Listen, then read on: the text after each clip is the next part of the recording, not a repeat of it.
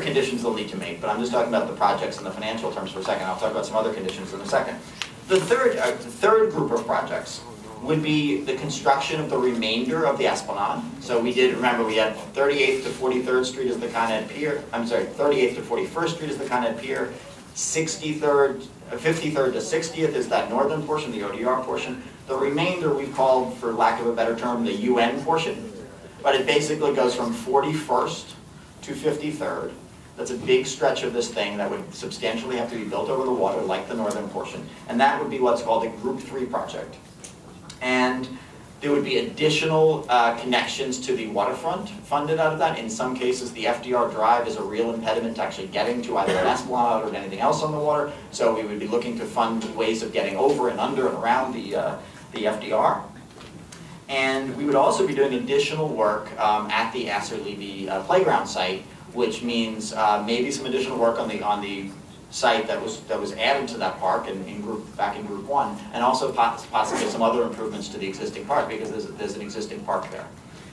All of those projects, the expectation is, would be funded from the sale of UN Plaza 1 and 2. And that is why, essentially, that they're later, because first you transfer the land, then a building gets built, and then UN Plaza 1 and 2 can be sold, and that generates that second round of cash. But in the meantime, the construction of the other portions of the Esplanade will be, one would expect, completed by then.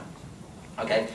Now the requirement, the other major aspect of this is to set forth requirements that must be met before the disposition of the transfer of the Robert Moses site. Okay, the first I mentioned already, the UNDC would have to pay $3 million up front before the transfer is done. Even if the transfer doesn't end up happening, they will have paid that money and some work will have started.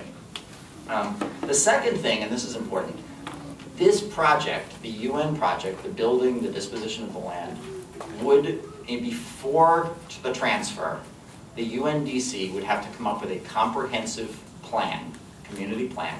Now I should just mention the UNDC is a state agency. It is not normally subject to the regular city land use process, but in the legislation we made a special provision that this project is fully subject to what's called a Uniform Land Use Review Procedure, which is a complex procedure that allows the community board to have a say, it allows the borough president to have a say, it eventually goes to the city planning commission, to the city council. And there are formal required hearings all along the way. They will be required to put together a comprehensive, complete, well-articulated plan for what they're going to do with the site, what they're going to build on it, how it's going to look. That will go through that entire process before alienation, before the transfer can occur. The second thing, the last thing I also mentioned, the taking of possession in Con Ed Pier and that $13 million payment from Con Ed, which we understand has been negotiated, but I don't believe the city has received. That $13 million also would have to be in the city's hands so they can do the structural work before alienation occurs, before the transfer occurs.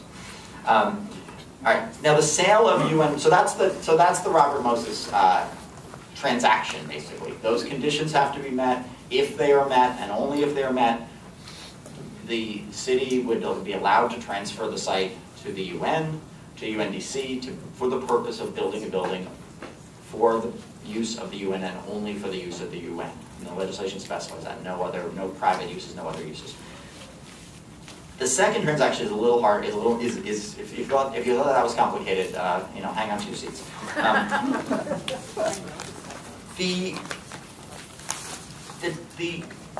difference between the first transaction, meaning the Robert Moses transaction, and the second transaction, which is the sale of UN 1 and 2, is we are going to agree up front on a price for the Robert Moses site.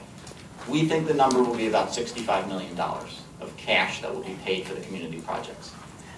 The difficulty is it's very difficult to do that with respect to two large office buildings on First Avenue when you don't know what the market is going to look like then. You don't know what people will be paying for commercial real estate by then. You don't know what year the transaction is going to happen, right? Because a building is going to have to get built and things are going to have to be sold. So it's very hard to just say, well, we'll take X dollars for that.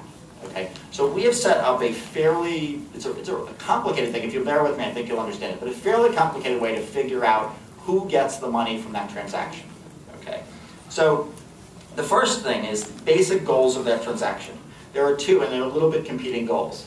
Number one, if we're going to go through with this deal, we want them to sell the buildings soon, right? Because once we've alienated the parkland, we don't want the city, sitting on these buildings and not selling them, and not generating the cash necessary to do the other projects. The trick, though, is we don't want them to be sold at a fire sale price.